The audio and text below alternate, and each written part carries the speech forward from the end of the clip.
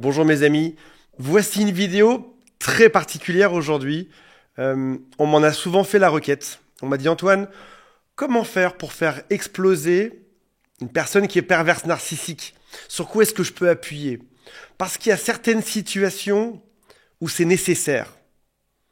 Par exemple, certains m'ont dit, je passe devant la justice, j'ai vécu un enfer pendant 10 ans, 15 ans, 20 ans. J'aimerais juste que la justice se rende compte de la personne à qui j'ai affaire. Est-ce qu'il n'y a pas une phrase à dire pour le faire exploser? D'autres me disent, on a un groupe d'amis qui l'adore et qui voit son masque, son faux visage au quotidien, et j'aimerais juste qu'un jour ils réalisent à qui ils ont affaire, qui est cette personne, qui est cet homme, qui est cette femme perverse narcissique.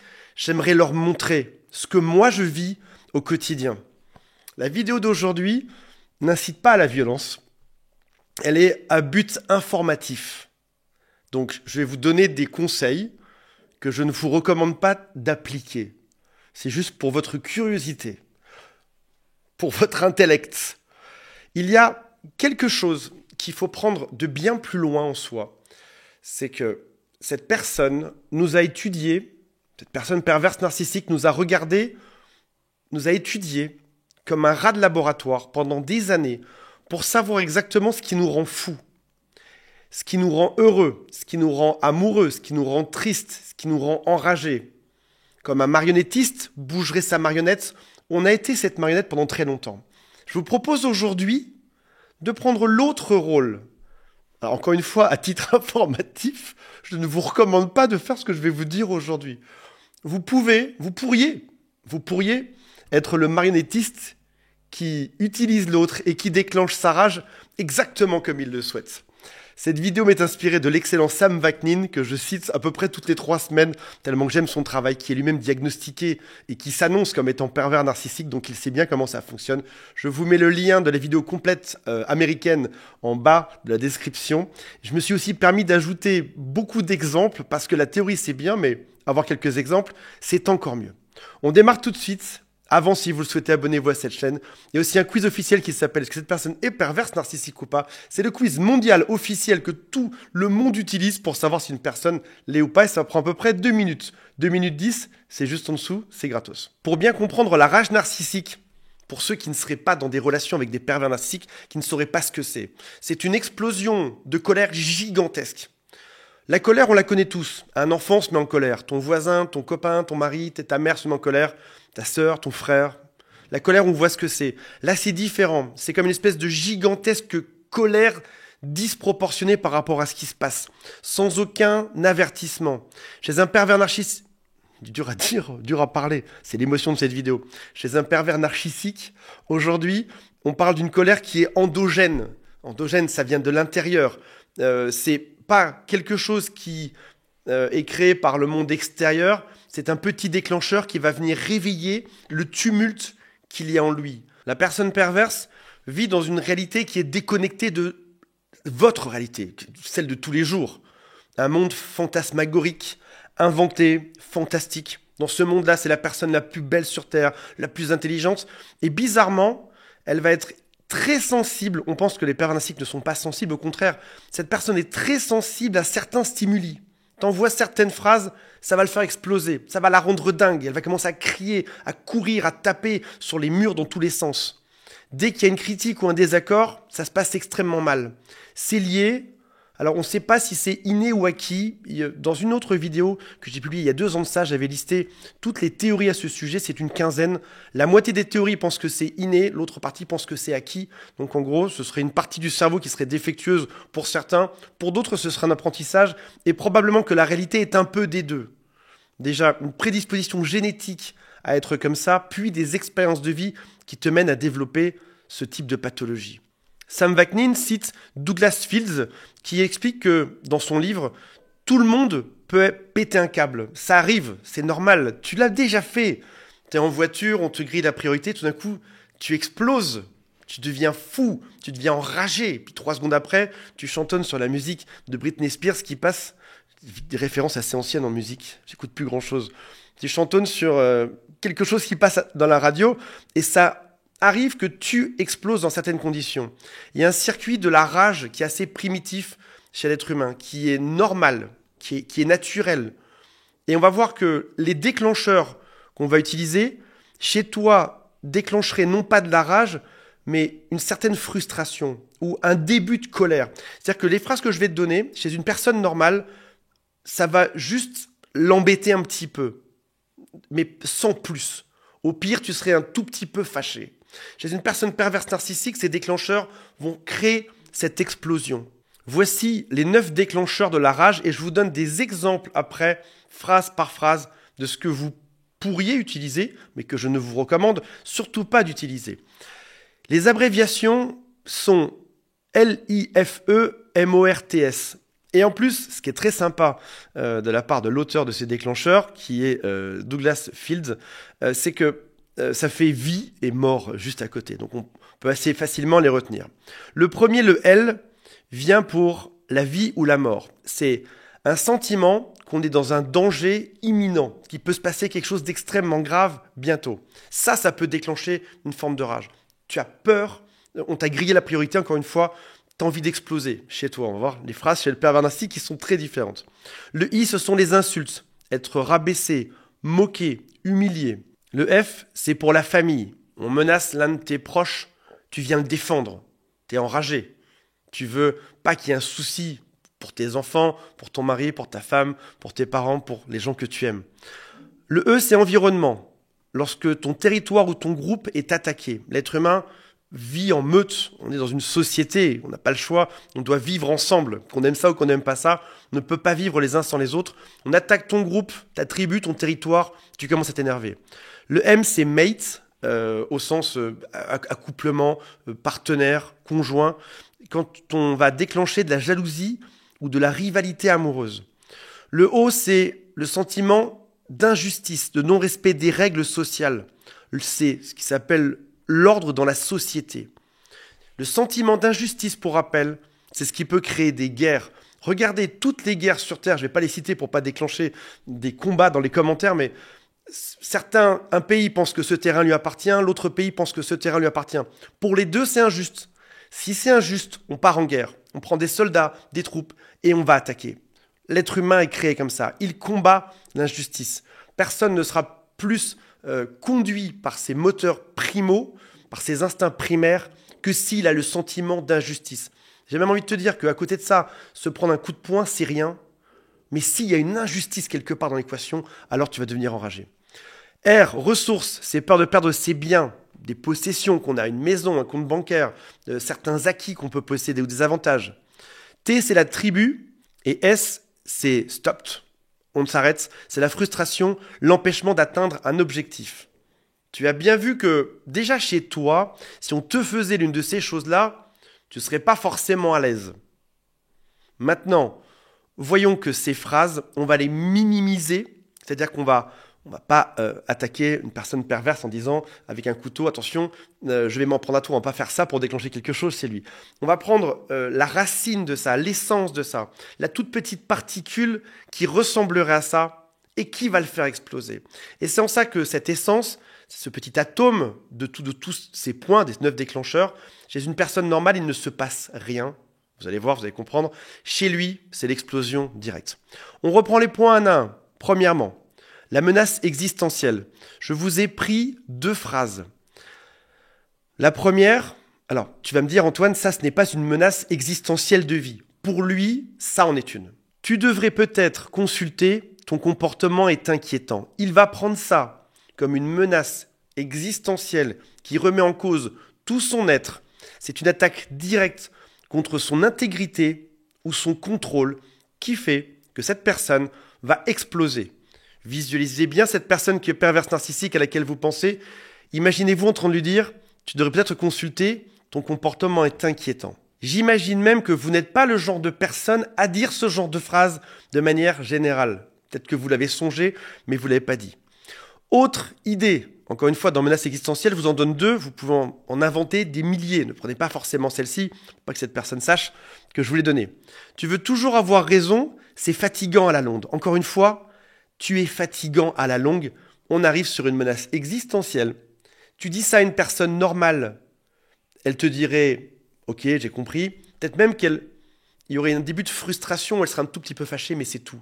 Mais en aucun cas, elle te retournerait toute la maison en te hurlant dessus pendant 8 heures. C'est ce que ferait personne qui est perverse narcissique. Point numéro 2. Humiliation, moquerie. Tu crois vraiment que tu es meilleur que les autres? C'est risible. Tu es ridicule. Tu n'es pas si bon que ça dans ton travail.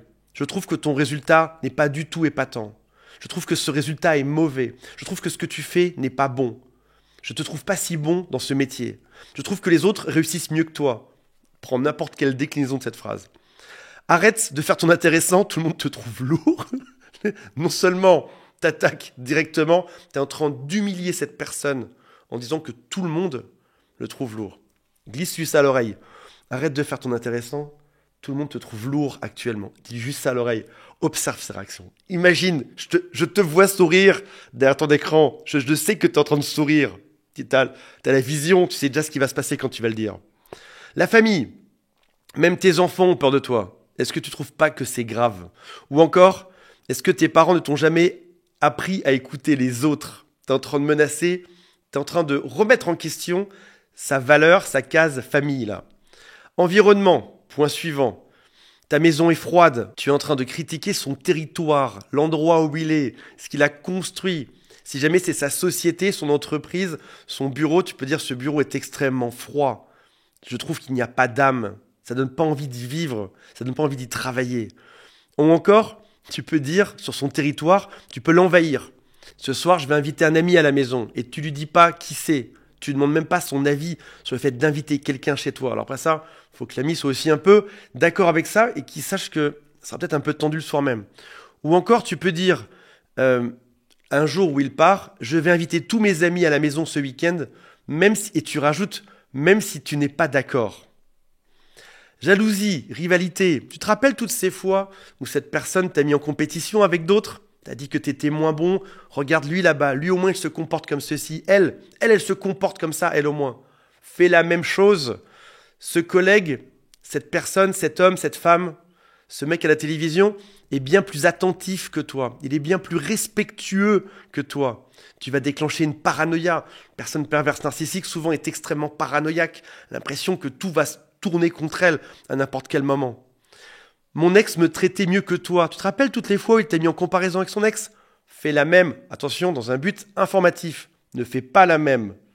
Imagine-toi faire la même. Pas de souci. Mon ex me traitait mieux que toi. Lui au moins il me respectait.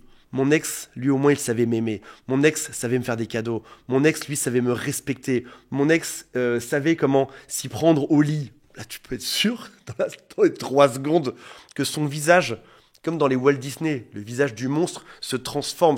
Ça commence à grouiller. Tous les gens qui m'ont parlé de ça, de cette rage narcissiste, me parlent des yeux qui deviennent noirs, réellement noirs. T'as l'impression que les pupilles se dilatent, que tout l'œil devient noir, que son visage se transforme. T'as l'impression de voir quelque chose d'autre. Point suivant, perte de contrôle sur la règle sociale. J'ai le droit de penser différemment. Tu n'es pas le centre du monde. Waouh! On parle d'une personne qui est narcissique, qui se pense être le centre du monde. Et là, tu remets ça en cause. Ce n'est pas toi la personne la plus importante. Tu n'es pas le centre du monde. Tu es juste comme les autres, et tu peux même dire, voire même moins que les autres. Tu ne mérites pas de privilèges. Tu es exactement comme tout le monde. Tu es comme tes collègues. Tu critiques cette personne-là, mais tu es exactement comme elle. Et ça, c'est rébellion contre son autorité morale. J'ai le droit de ne pas te répondre tout de suite. Je fais ce que je veux. T'es pas mon patron. J'obéis à mes propres règles. Il se pensait le grand chef suprême. Elle se pensait la grande manipulatrice. Le maître, le Masters of Puppets. Il se pensait pouvoir gérer la petite marionnette que tu étais. Tu dis que t'en as rien à faire. Tu ne géreras pas ma vie. Je fais ce que je veux. Encore une fois, je veux pas que vous fassiez ça pour vous amuser. Certaines personnes peuvent être dans des situations...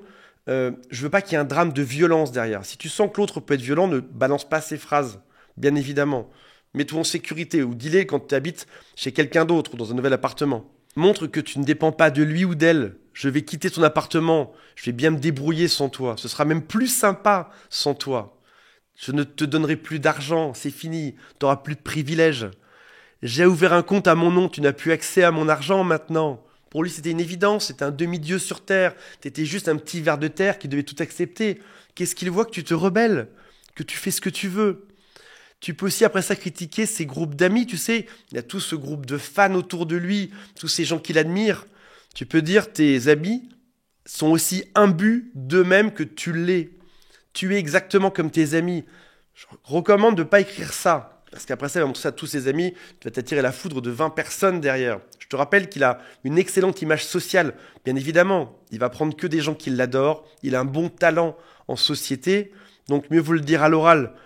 Tes amis te ressemblent, ils sont exactement comme toi. Tu peux même ne pas dire précisément ce que c'est. Tu peux ne pas dire qu'ils sont imbus. Tu peux dire, toi, c'est vrai, t'es vraiment comme tes amis en réalité. Ça y est, je sais qui tu es.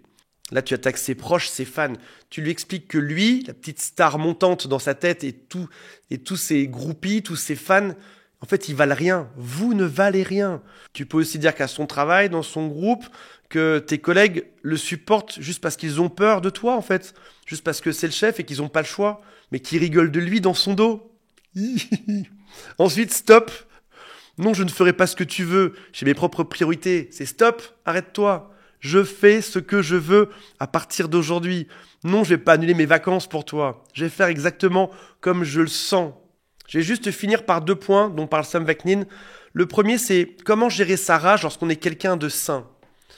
Ils ont fait plein d'expériences sur le sujet, dans le livre que j'ai cité un peu plus haut.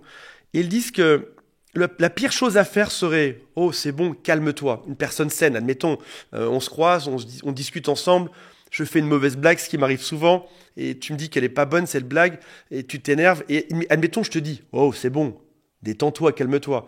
Ça a même pour effet d'empirer la chose, en général. Si quelqu'un te dit « Calme-toi », c'est pire qu'avant. Chez une personne saine, il y a quelque chose qui marche à chaque fois, c'est d'identifier le déclencheur. On a vu qu'il y en avait 9. Tu es avec quelqu'un de sain, ton frère, ta mère, tes enfants, je sais pas, ton voisin, un ami. L'autre s'énerve, tu peux dire simplement « Tiens, là on est dans... » Il faut les connaître par cœur bien sûr, mais tiens là, tu es en train de t'énerver parce qu'on est dans rivalité. Et le fait d'identifier la source de cette colère fait que l'autre dit « Ah oui, c'est vrai en effet, on comprend tous les deux et ça désamorce d'un coup la situation. » Donc une personne saine fonctionnerait comme ça. Il suffit juste de désamorcer en expliquant ce qu'il se passe. On est dans tel cas de figure, cas numéro 7, et c'est pour ça que tu es en train d'exploser. Chez une personne qui est perverse narcissique, ça ne marche pas comme ça. Ça va devenir une catastrophe mondiale, une destruction mentale, physique. On parle de cris, on parle des yeux noirs, on parle du visage qui se déforme. Tu peux passer derrière 10 heures à l'écouter. Toi, tu es assis, tu veux que ça s'arrête, tu veux dormir. Il tourne autour de toi en te parlant non-stop dans une espèce de salade de mots qui n'a ni queue ni tête. Il n'est pas capable de ça. Il y a eu des traumatismes d'enfance. Encore une fois, il faut que je vous ressorte cette vidéo un jour, ou que je la refasse peut-être, de manière un peu plus moderne, qui explique que parfois il y a de l'abus étant jeunes, c'est pour ça qu'ils deviennent comme ça. Parfois même à l'inverse, ils sont surprotégés ou idolâtrés, ou alors complètement ignorés. Il y a plein de facteurs qui peuvent mener à ce qu'une personne devienne perverse narcissique, et aussi des facteurs génétiques. Certaines personnes ont des prédispositions à ça. Tu peux avoir 2 frères, l'un qui l'est, l'autre qui ne l'est pas du tout. Une même génétique peut conduire à 2 personnes différentes, à un seul pervers narcissique. Et il faut bien comprendre que la rage est quelque chose de normal, de naturel. Même toi, tu as le droit d'être enragé de temps en temps. C'est quelque chose de sain, il faut que ça sorte de toi. Maintenant, quand on parle de pervers narcissique, on n'est pas sur quelque chose de sain qui arrive de temps en temps, qui mène à une remise en question, à une explication. On est sur quelque chose de dysfonctionnel. On arrive sur quelque chose qui est démultiplié par 10, par 100, par 1000, une explosion de colère, une destruction totale. Voilà mes amis, je vous rappelle qu'il y a en dessous un quiz qui s'appelle « Est-ce que cette personne est perverse narcissique ou pas ?» Un lien pour m'appeler si vous le souhaitez, juste sous cette vidéo. Dites-moi si vous avez aimé ces phrases et si vous avez d'autres exemples, des choses que vous avez vues dernièrement, que vous avez testées qui seraient un petit peu différentes, ça m'intéresserait de les lire. Salut à tous, bye.